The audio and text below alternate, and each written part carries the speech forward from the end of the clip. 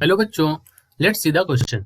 A truck is pulling a car out of a ditch by means of a steel cable that is 9.1 meter long and has a radius of 5 mm.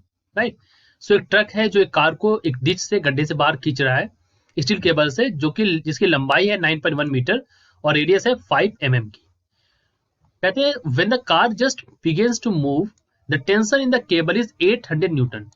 Okay, how much has the cable stretched? कितना cable में stretch हुआ होगा.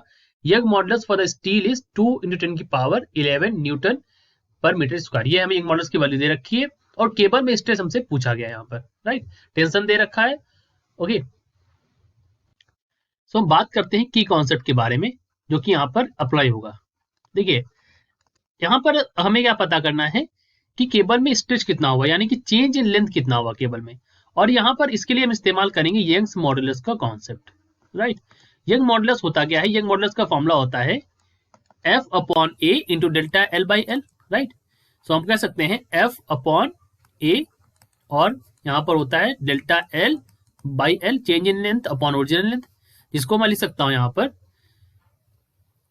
F by A और ये हो जाएगा delta L और ऊपर हो जाएगा L. लेकिन हमें क्या पता करना है? We have to find the value of small L. So यहाँ से स्मॉल एल की वैल्यू क्या हो जाएगी? So delta L is equal to क्या हो जाएगा?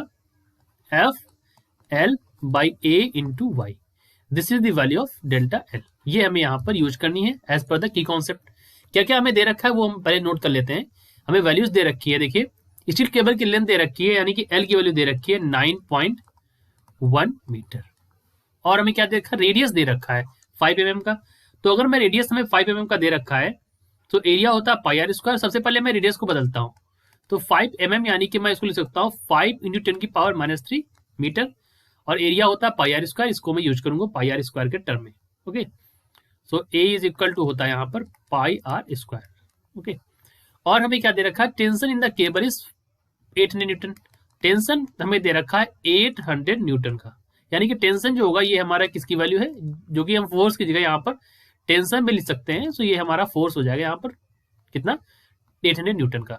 ओके, और y की वैल्यू दे रखी है, यंग्स मॉडुलस की वैल्यू दे रखी है 2 × 10 की power 11 newton per metre square.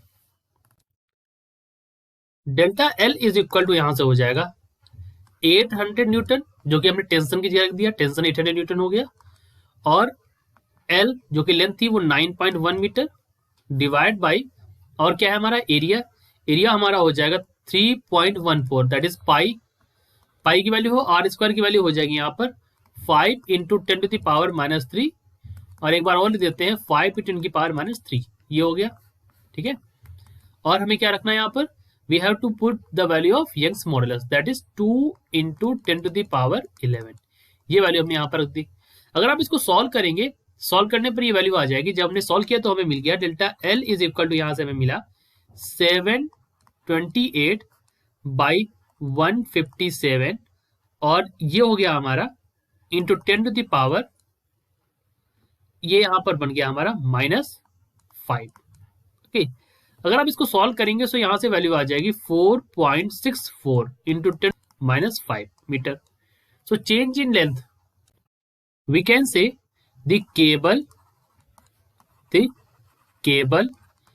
Stretched by 4.64 into 10 to the power -5 metre. इतनी केबल स्ट्रेच होगी जब कार हमारी मूव करने लगती है from the ditch. So this will be our answer. I hope you understood it well. All the best.